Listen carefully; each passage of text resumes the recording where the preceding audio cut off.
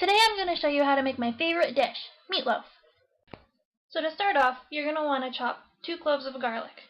Make sure you remove the ends. Those aren't fun to find in your dish.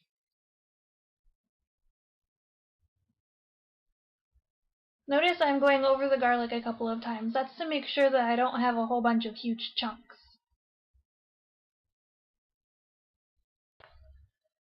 Next we're going to chop up a medium onion. This is a white onion, which is my preference. You could use yellow, but I'm pretty sure red might be a little too strong for some people.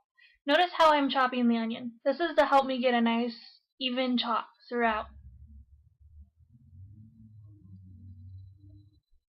I'm not the best at cutting onions. Next we're going to add my spice mixture. I measure these by taste. I use oregano, sage, salt and pepper, and ground mustard. I'm also going to add my chopped up garlic, as well as our onions.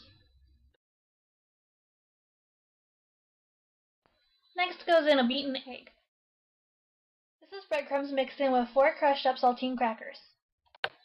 I'm also adding in about a 1/4 cup each of shredded cheese and milk. What I like to do is mix with my hands so I can really get a feel for the texture of the meatloaf.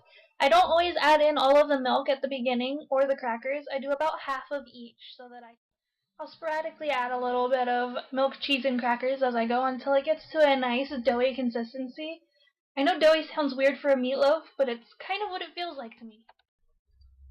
Next I'm going to transfer my meatloaf into a greased loaf pan. I'm going to cover this up and refrigerate it because I was pre-making this. As you can see the clock in the background, it's about 11:30 in the morning, and I was making this for dinner. I really wanted a sagey taste on my meatloaf, so I added some extra sage on top. You don't have to do this. I don't recommend it unless you actually like the flavor of sage, which I am absolutely crazy about right now.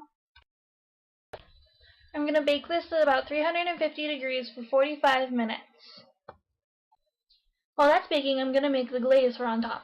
This consists of ketchup, brown sugar, and ground mustard.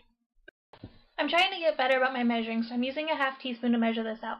This is about 1 full teaspoon of ground mustard.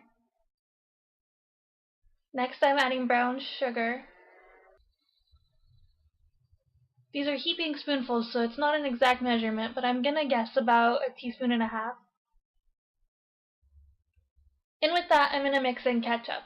Now I kind of eyeball this. I couldn't tell you any amount of how much this is. I started with a little bit just for demonstration purposes, but I'm going to guess I used about 1/4 cup to cover the entire meatloaf with.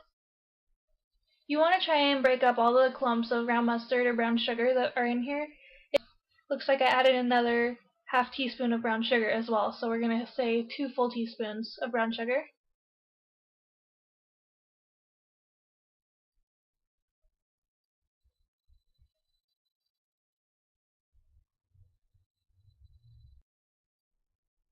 After your meatloaf has baked about 45 minutes, you're going to want to glaze it with your ketchup mixture.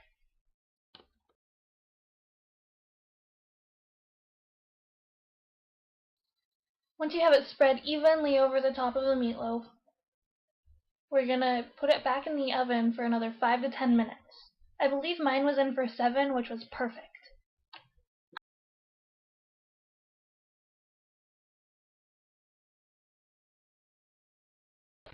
And voila, a beautiful meatloaf.